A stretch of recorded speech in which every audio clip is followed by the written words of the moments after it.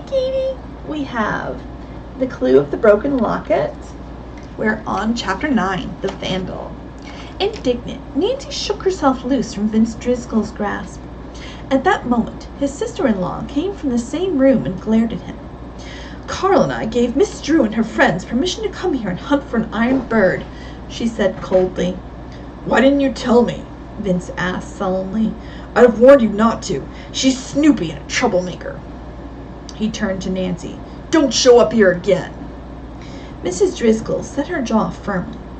"That's for Carl to decide, not you." Vince seemed about to retort, but instead kept still and stalked on down the hall. Nancy then told Mrs. Driscoll about having been locked out. The woman said, "Vince didn't know you were here and went up to the attic. The door to the roof is not supposed to be open, so he locked it. After a while I went up to see why you'd been there so long and found out what had happened. Since you weren't on the balcony, I assumed you were somewhere on the roof and unlocked the door." "I appreciate that," Nancy said. "I could just picture myself staying out there all night." She decided to make light of the matter and pretend that she accepted the explanation without question, but she was very suspicious. Suddenly, she thought of the closed-up room with the bullseye window. Had the Driscolls locked her out deliberately because they themselves had been keeping something, or someone, hidden in it? And maybe moved out the person or object while I was outside, Nancy concluded. It could even have been the red-haired girl, but what's the reason?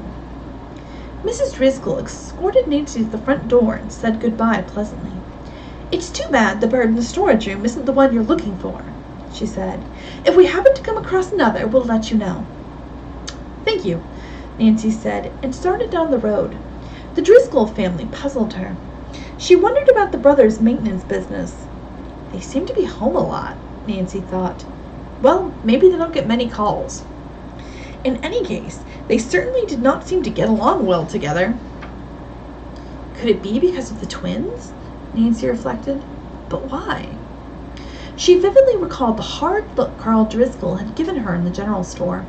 She was sure he was not pleased that the girls were living at the lake. Then why did he go out of his way to be helpful? When Nancy reached the cottage, the three girls came out to meet her, and she reported her adventure. Bess was concerned. "Why, Nancy, you might have slipped off the roof and been killed."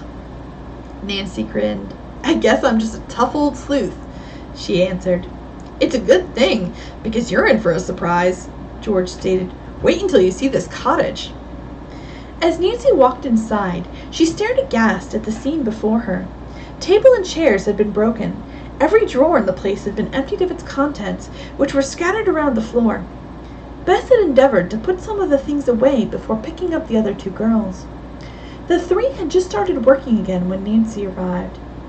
"It's vandalism," Cecily said to Nancy. "Oh, who would want to do such a thing?"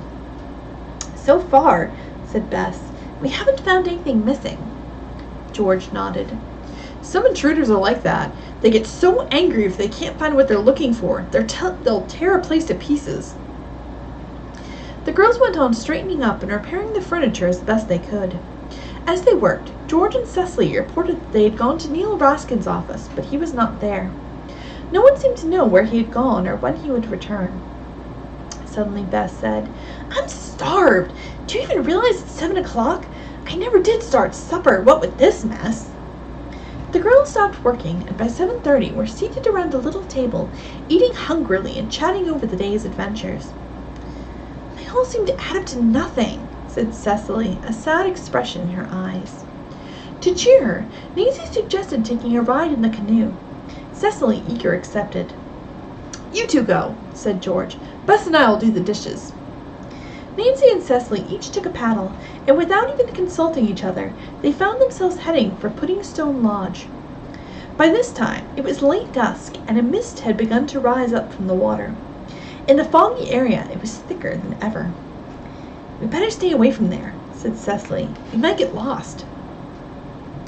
Puddingstone Lodge was well lighted, and Nancy wondered what was going on inside the house. Suddenly, the strange humming noise came to the girls' ears.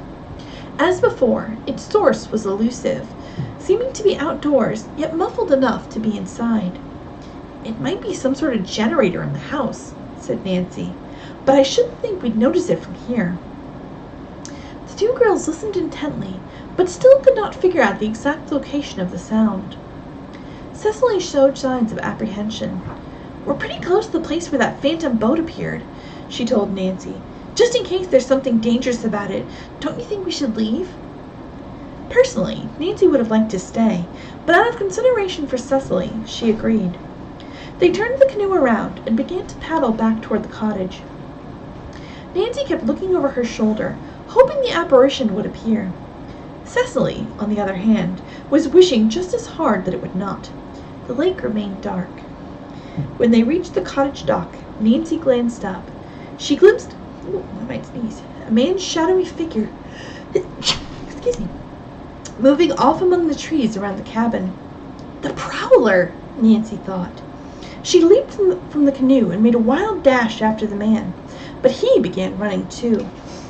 There was enough light from the cottage and the rising moon to help Nancy keep track of the fleeing man, but he had too much of a head start, and soon she lost sight of him completely. "He certainly acted guilty," Nancy told herself. Cecily had beached the canoe and was carrying the paddles to the cottage. Nancy met her. "What in the world made you dash off?" Cecily asked. When Nancy explained, Cecily's eyelids flickered worriedly. She was as silent as the two girls went inside. Nancy told Bess and George of her fruitless chase. Cecily kept clasping and unclasping her hands nervously. Nancy was about to try reassuring her when suddenly Satin aroused from a half-sleeping posture, arched his back, and stared into the next room, which was dark. "What does he see?" Bess whispered. Without warning, the cat shot into the room. There was a slight squeak, and in a few seconds Satin emerged triumphantly, a mouse in his mouth. He placed it at Bess's feet. "Oh, how horrible!" Bess cried out. "Take that thing away!" Satin, as if he understood, carried the mouse back into the dark room. Unexpectedly, Cecily smiled. "He's having himself a feast, I suppose," George said. "I wish Satin had pounced on that vandal and sunk his teeth into the fellow." The girls laughed, then Cecily lapsed into her unhappy mood. A few minutes later she arose. "I just can't stand not seeing or talking to Nico any longer. If you'll drive me to town, I'll catch the late bus for Baltimore and maybe see the last part of his performance." She consulted her watch and discovered that it would be a nip and tuck as to whether she could make the bus in time. Nancy agreed to try. As Cecily tossed a few things into her suitcase, Bess and George declared that Nancy should not go alone. "Your father wouldn't like it one bit," said George. "We're going with you," Bess insisted. "Vandal or no vandal." Nancy hugged the cousins. "I'm sure it isn't necessary, but I love you both for it." Cecily just managed to make the bus, and everyone heaved a sigh of relief. Next, Nancy drove to the local police headquarters and went inside. Chief Stovall, a friendly, husky man, was on duty. She introduced herself and gave a quick report on the cottage entry. The chief listened attentively. "We've a very limited force here, Miss Drew," he said, "but we'll do our best to nab the prowler. Offhand, I can't think of anyone I'd suspect among our villagers." Nancy's thoughts flashed to the Driscolls, but she had no proof of her suspicions about them, and said nothing. She mentioned having seen the phantom launch. Chief Stovall grinned. "I've heard those reports, and I certainly don't disbelieve you, Miss Drew. I've been out to the lake several evenings for that purpose, but until I see it for myself, there's nothing I can do." "I understand." Nancy smiled and said good night. She, Bess, and George returned to the cottage, wondering in what kind of condition they would find it. Fortunately, no one had broken in, and the three friends settled down to read and write letters. Satin, too, had curled up by the fire, which was now burning brightly. But suddenly he stood up and stared at the outside door. George grinned. "Bess, maybe he's going to get you another mouse." But her grin faded as the silence outside was broken. The girls heard the porch steps squeak. "Ooh, think someone's outside?"